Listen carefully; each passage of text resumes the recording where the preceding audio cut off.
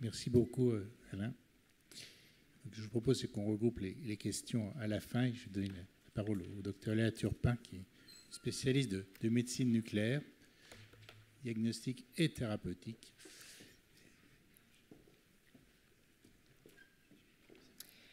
Bonjour, donc je suis Léa Turpin, je suis médecin nucléaire.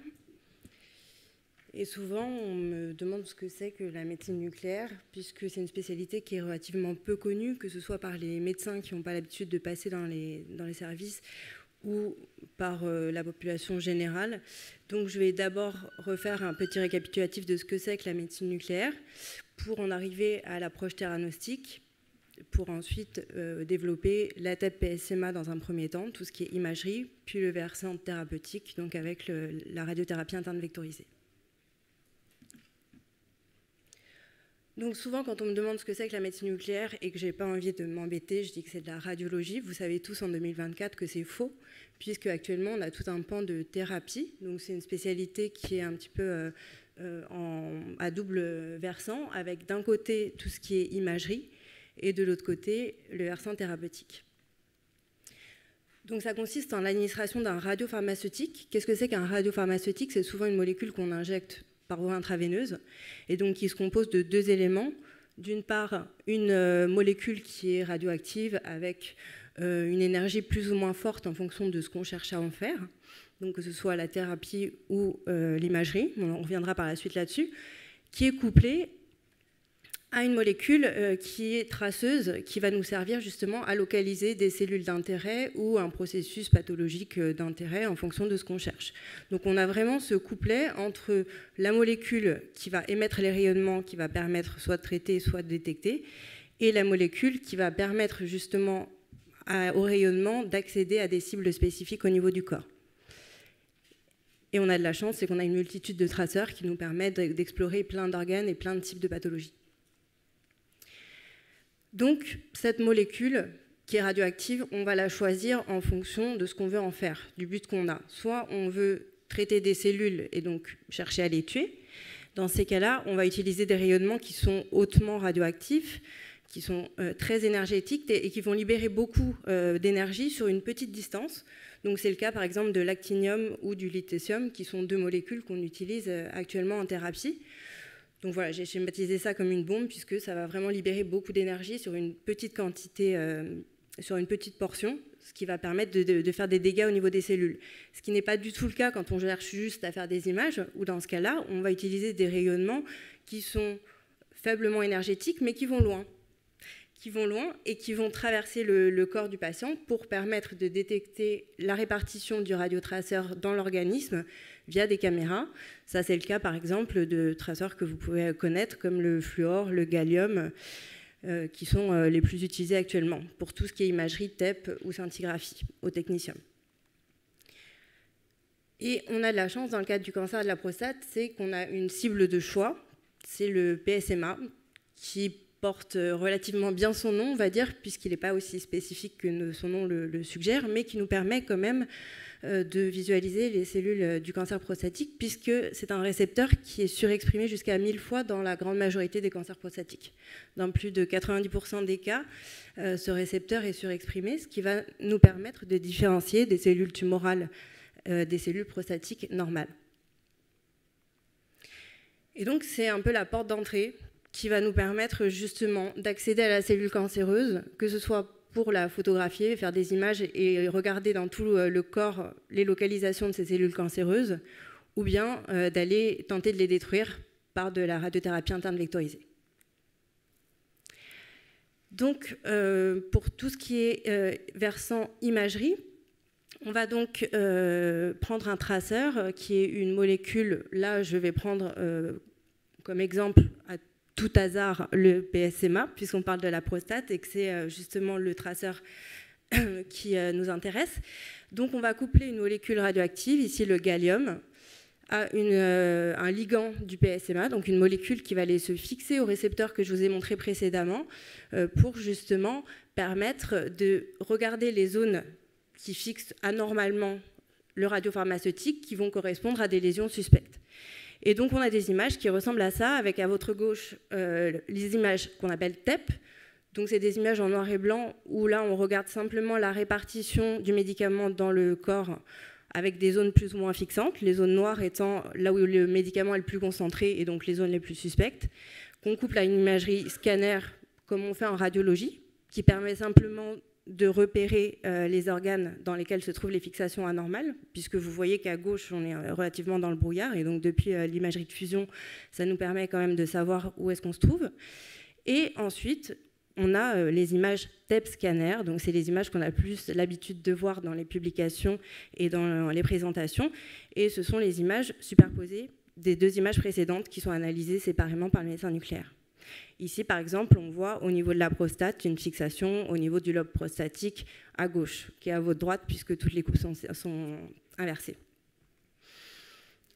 Donc, concernant l'imagerie du cancer de la prostate, là, on m'a chargé de vous parler de la récidive dans le cadre du cancer métastatique. Et c'est vrai qu'on a de plus en plus de traceurs. À tous les stades de la maladie, on peut utiliser différents types d'examens. C'est ce que je vous ai montré juste avant. On a une grande variété de traceurs en médecine nucléaire actuellement, surtout dans le cancer de la prostate, où on est relativement doté de beaucoup de molécules, beaucoup d'outils. Au stade initial, la TEP-PSMA a sa place. Elle a également sa place au niveau de la récidive biologique.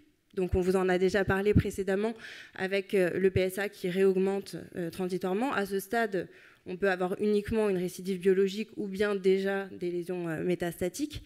Ce qui va, moi, m'intéresser, et c'est là-dessus que je vais me focaliser parce que je ne pourrai malheureusement pas tout traiter, c'est avant la radiothérapie interne vectorisée, où là, on va faire la TEP au PSMA et éventuellement une TEP au FDG, qui est un autre examen de médecine nucléaire, mais dont on ne parlera pas aujourd'hui, et qui va permettre de sélectionner justement les patients candidats ou non au traitement par radiothérapie interne vectorisée.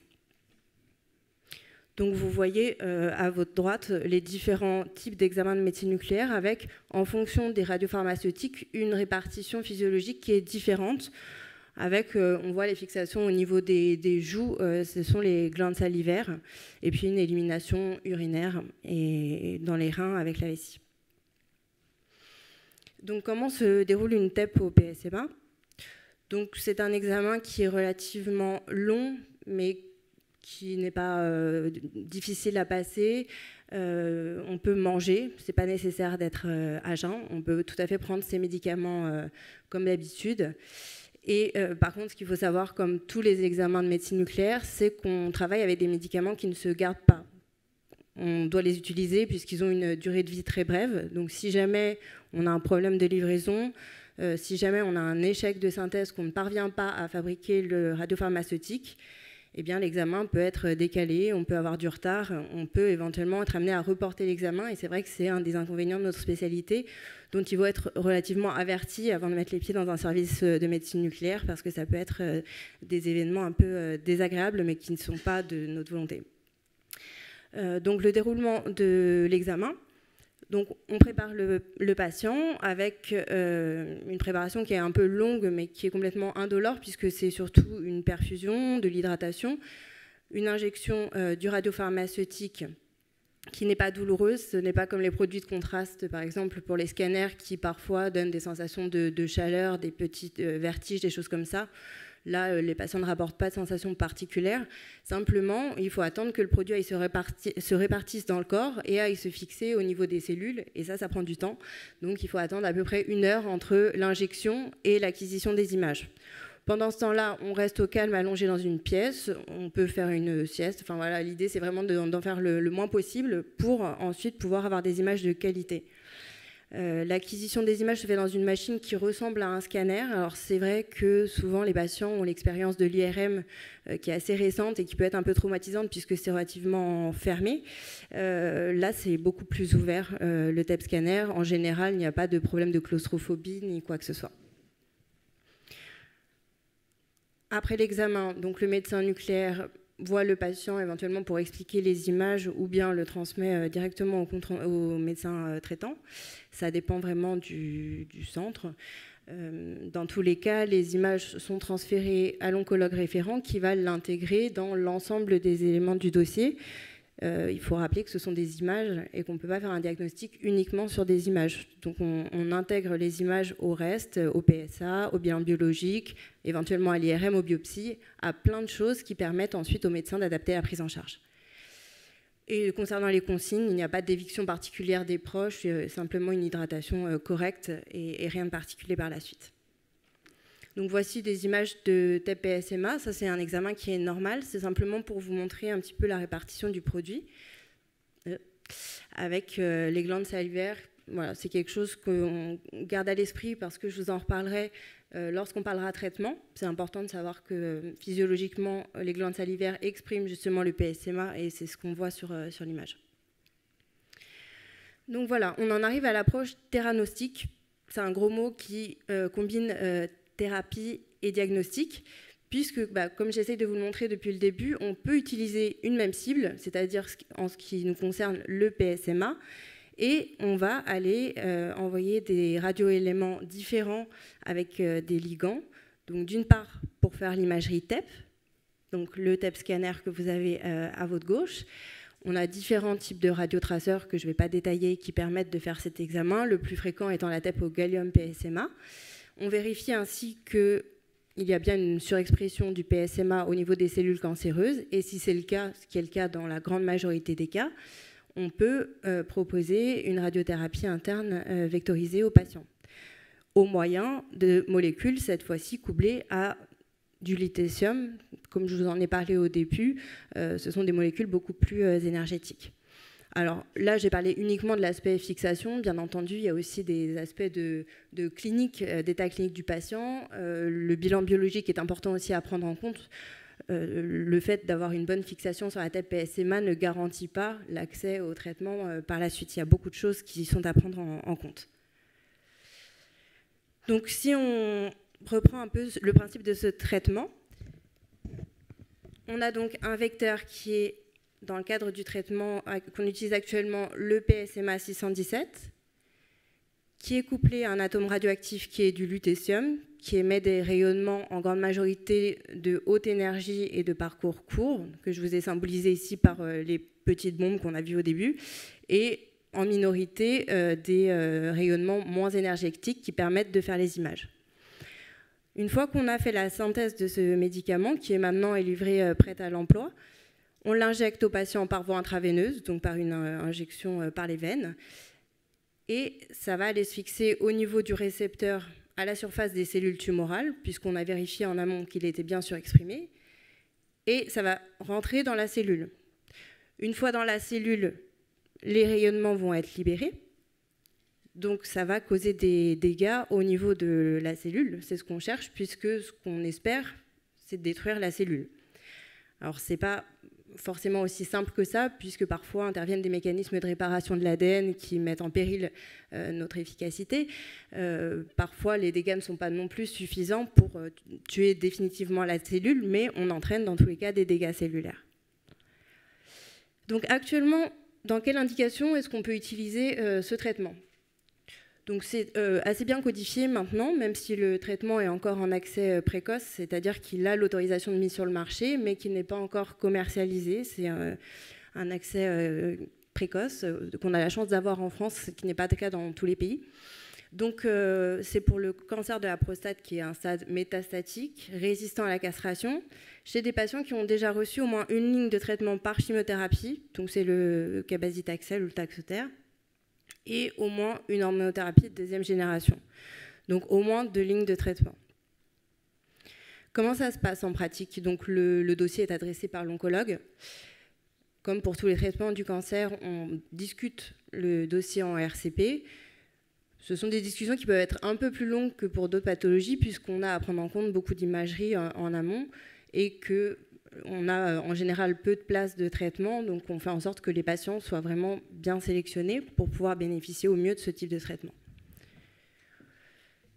Donc concernant le schéma de traitement, ça se fait par cycle de 7,4 gigabecquerels qui sont espacés de 6 semaines. On peut aller jusqu'à 6 cycles. Donc on peut être amené soit à arrêter plus tôt parce que le patient répond très bien, ce qui est relativement rare, mais qui arrive. Quand vraiment on a une réponse complète au bout de 2 ou 3 cures, on peut éventuellement se passer ou faire une pause. Soit on peut être aussi amené à arrêter plus tôt parce que la réponse n'est pas correcte. Mais on peut aller jusqu'à 6 cures qui peuvent être éventuellement renouvelables à reprogression. Rien ne nous empêche de faire un retraitement.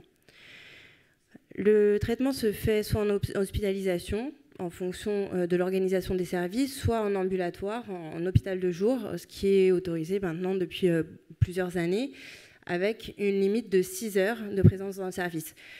6 heures, c'est pour l'élimination des urines, puisque c'est à peu près le temps qu'il faut pour éliminer le maximum. Tout ce qui ne va pas être fixé dans le corps va être éliminé par les urines.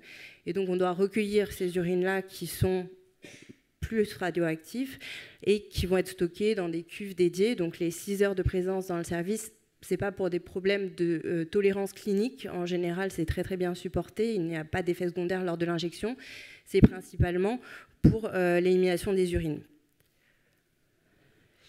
Et donc en pratique, on a donc une hydratation, comme pour les chimiothérapies par exemple, qui se fait avant-après, souvent par voie intraveineuse. On fait ensuite l'injection qui se fait sur quelques minutes. En fonction des techniques qu'on utilise, c'est entre 5 et 15 minutes.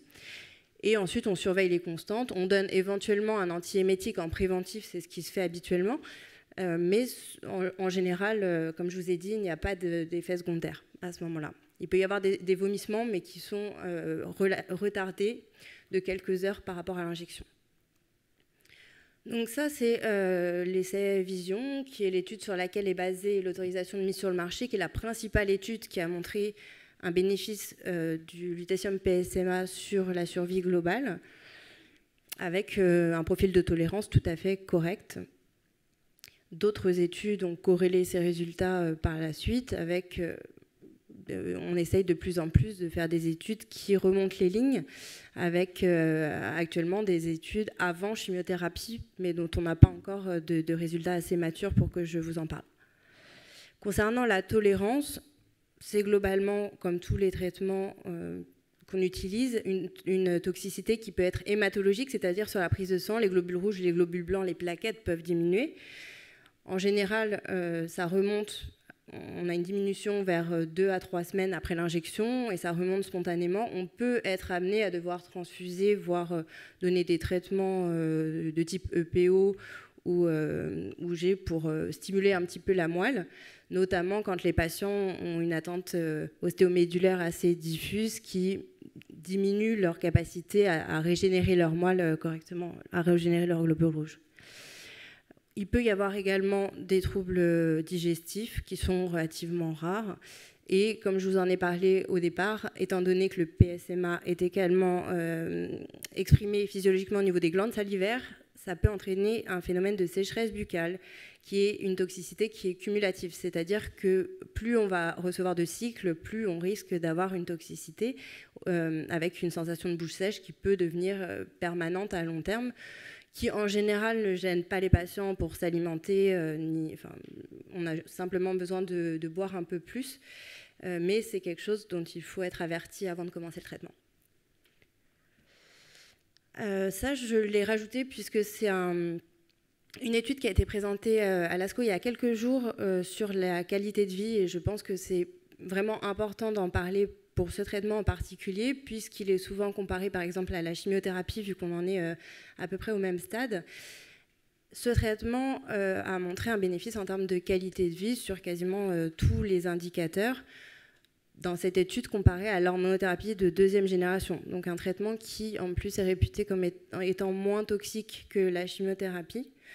Donc voilà, c'est, je pense, un des points principaux, enfin un des principaux avantages de ce traitement, c'est la qualité de vie des patients qui est conservée en l'absence d'effets secondaires et le fait que les cures sont espacées de 6 semaines, ce qui permet de souffler entre chaque injection. Et donc ça, voilà, c'était les courbes qui avaient été présentées. On voit que alors, les gros mots avec des lettres dans tous les sens, ce sont des scores cliniques de qualité de vie. Donc sur la plupart des scores cliniques, le lutécium PSMA avait un bénéfice en termes de qualité de vie par rapport à l'hormonothérapie de deuxième génération. Et aussi en termes de douleur, de contrôle des douleurs, on constate souvent une diminution des douleurs en cours de traitement, voire une diminution de la consommation dentalgique. Chez des patients, par exemple, qui consommaient des morphiniques, ça peut être justement diminué, voire arrêté chez certains patients. Alors, bien sûr, tous les patients n'ont pas ce type de réponse, mais c'est vrai qu'on le constate quand même de façon assez régulière. Donc, qu'est-ce qu'il en est du devenir de ce type de traitement actuellement? Alors, c'est vrai qu'on cherche à faire de plus en plus tôt ce type de traitement, puisqu'on pense que ce sera plus efficace chez des patients qui sont plus en forme et qui n'ont pas reçu la chimiothérapie. On essaye également de l'associer avec d'autres types de traitements. Il y a beaucoup d'essais en cours sur des associations thérapeutiques. Et puis, il y a également, je vous avais montré au début, dans les molécules qui ont des énergies assez hautes, le lutécium, mais aussi l'actinium, qui est une autre molécule qui est actuellement étudiée. Pour l'instant, tout ça reste des essais thérapeutiques. Ce qui est important pour nous actuellement en pratique, c'est vraiment de renforcer l'accès à ce traitement, puisque vous n'êtes pas sans savoir que malgré le fait qu'actuellement le médicament est complètement disponible et qu'on n'a plus de problème d'approvisionnement, on a des problèmes au niveau des centres d'autorisation, puisque tous les centres n'ont pas l'autorisation de traiter. Et on a également des problèmes de ressources humaines qui limitent actuellement l'offre de soins pour la radiothérapie interne vectorisée. Donc je pense que là, en tout cas pour ces prochaines années, un effort doit être fait là-dessus. Je vous remercie.